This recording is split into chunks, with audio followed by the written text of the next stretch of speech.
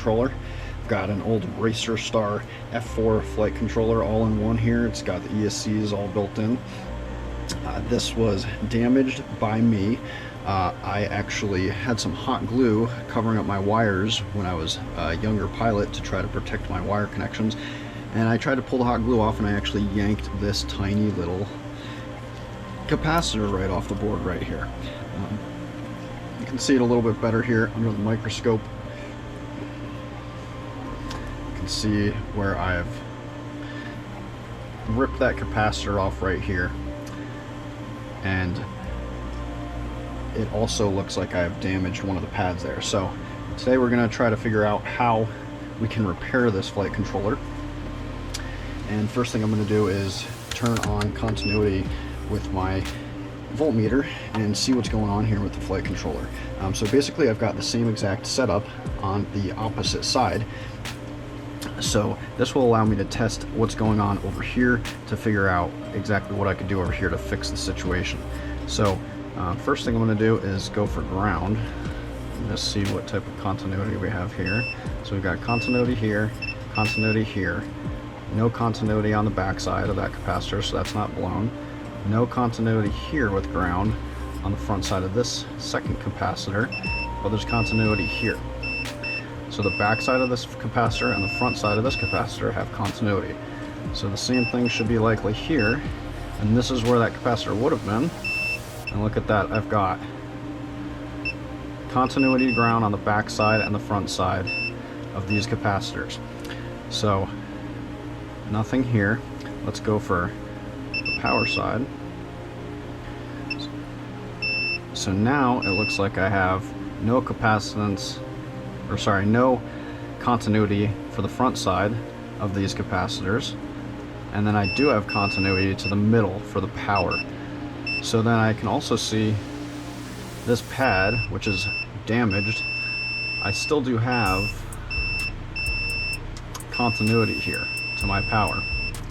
So if I just place this capacitor back down, I can resolder right here, resolder here, and even if I have a damaged pad here, I can solder the capacitor here to the back side of this capacitor, because these capacitors have continuity between the back sides right here and then the front and back side of these capacitors. So even if I have a damaged pad in between here, I can just solder directly here and make those capacitors work again. So that should be pretty easy. Let's get the soldering iron on. I'm also going to be having to use hot air for this, so we don't need our voltmeter anymore. Let's throw that over here.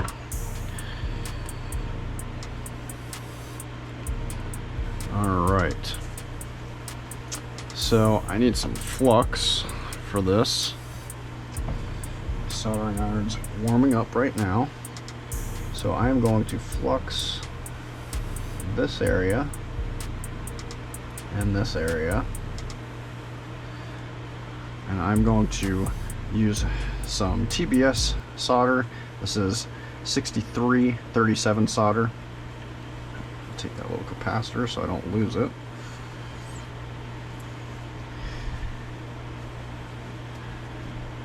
Pull the tip of my soldering iron off.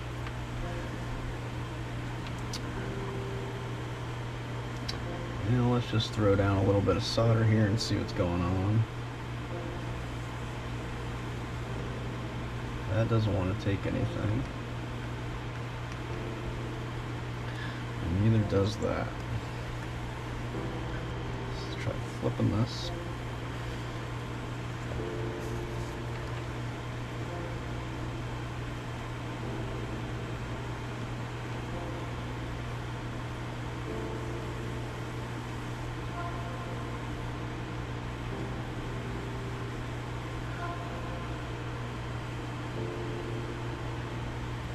Alright, so we've got that one taking a little bit of solder.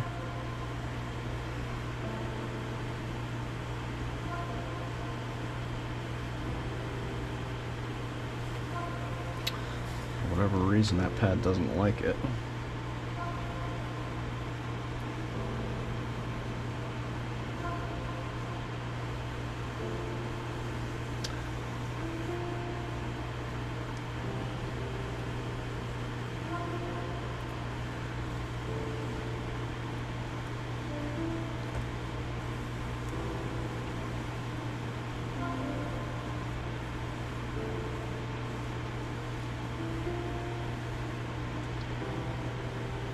So I've got solder laid down right here, and I've got solder laid down here, and I've got some solder on the back side of that capacitor just in case. So I don't need my soldering iron anymore. Throw that back in its holder, turn my hot air on.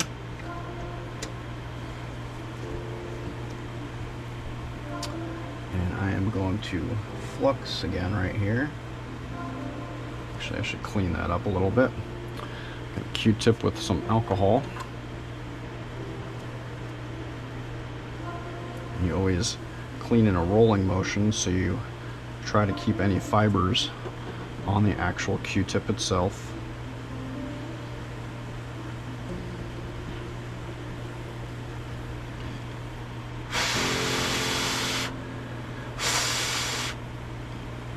Just blowing that alcohol off to help it dry a little faster.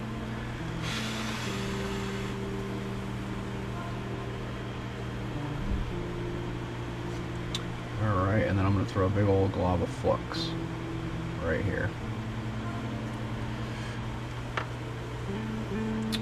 Alright, now I'm going to take a pair of tweezers to hold my little capacitor here.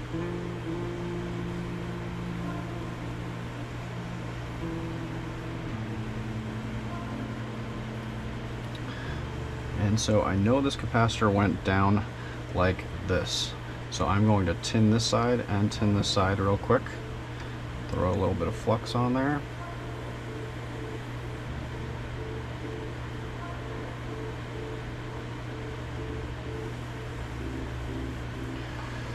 And I actually do need my soldering iron again, just to tin that up. And then we'll be going to place our capacitor back down. And by the way, this little microscope just plugs into anything that has a USB port. This was about $15 on Amazon. This hot air gun station and soldering station was $38 on Amazon. And then I've just picked up the little other components that were needed, such as tweezers and solder from Amazon as well. So I'm just going to tin that side real quick and tin that side real quick. And you can see that that's nice and tinned on both sides.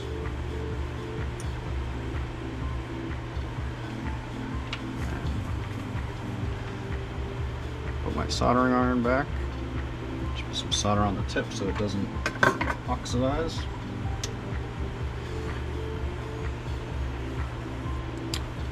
And then this capacitor laid just like this.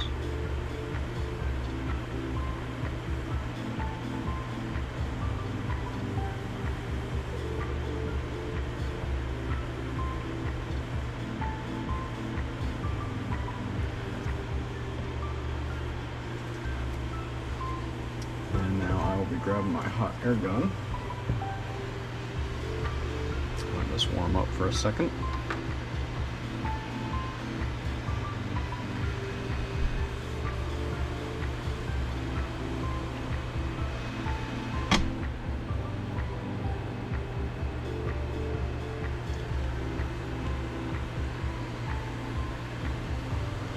You're just going to watch right here on the screen. I'm going to heat this little capacitor up and it's going to pop right into place, and I'm just going to help guide it into place here with my tweezers.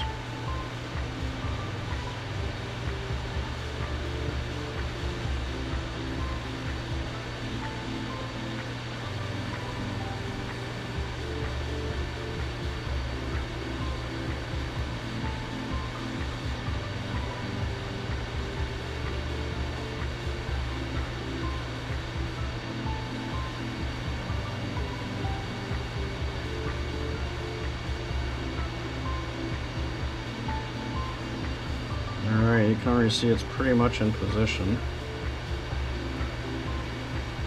The more I touch it, the worse it gets.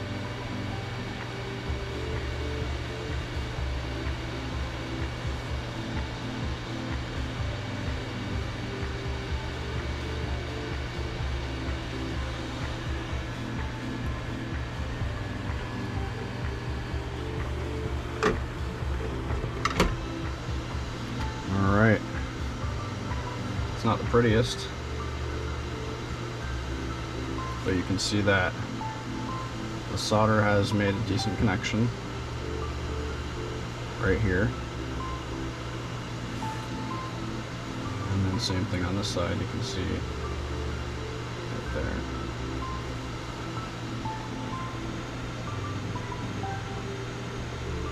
And I'm actually going to just heat that up and push that right down. Throw a little bit more flux on. Can never have too much flux.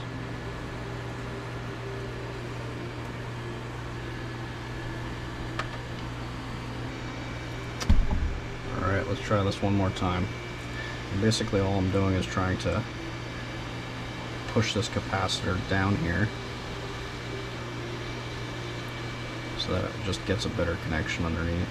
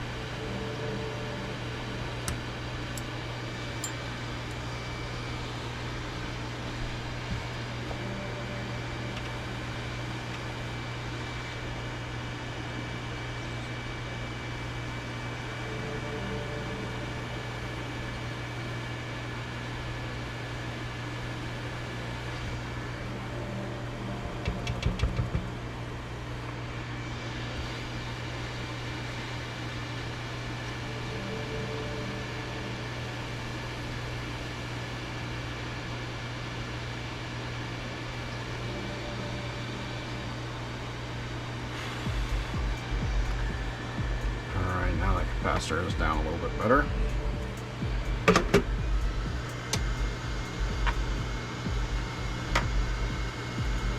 Let's take a look at it. See, I can see it's a little bit raised up still because I have that blob of solder under there. And you can see the solder that's connecting the two capacitors together.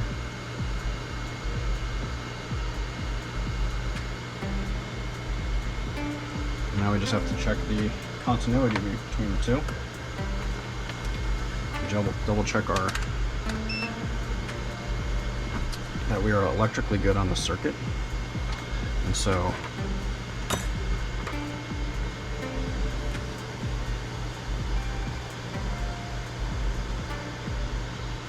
let's see here.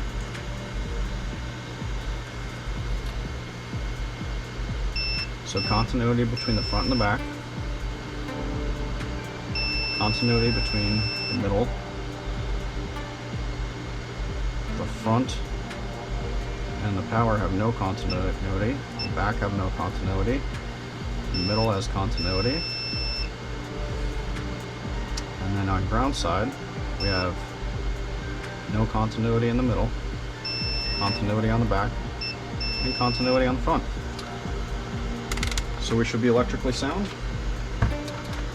Now I'm just going to solder up some motors and I'll show you that they spin and work.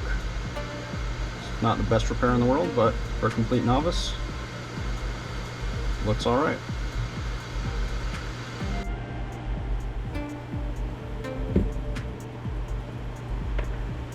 Okay, so I'm just going to add some flux.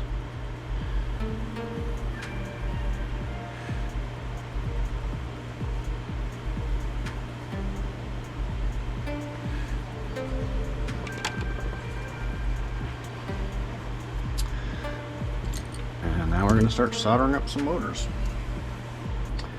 Alright, so now to solder up some motor wires. Got this ESC tinned already, and I've got the motor wires tinned as well. Now if I can just keep my hand steady.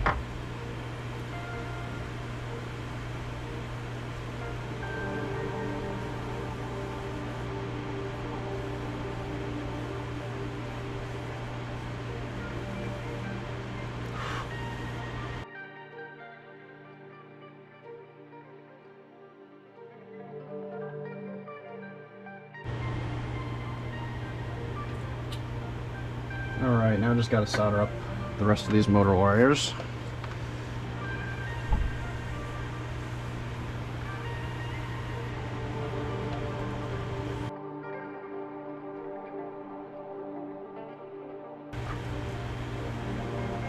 And I'm really just soldering these up just to show you all that this flight controller works again after I did the repair.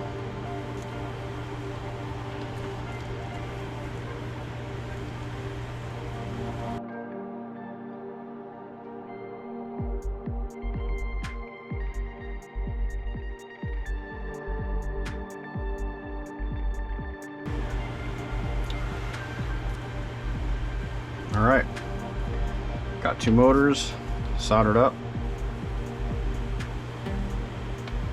One on motor position number 2 and one on motor position number 4. Alright, so now I'm just going to connect into Betaflight. I'm going to plug in here, USB.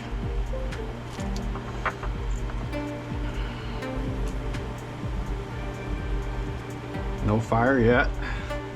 Now the real test, let's plug the battery in.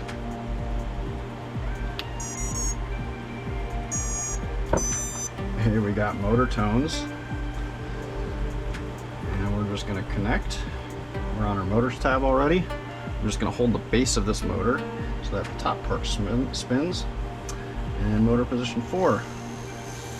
Hey, look at that, guys. Motor position 4 spins. Let's see. Motor position. And then, of course, we've got motor position number 2. And look at that. They both spin. 4 and 2. Alright guys, so that was just a quick video on how you can bring new life into your older flight controllers. If you have any repairs that are needed, sometimes it's just a really simple fix to get the flight controller back in the air. Happy flying!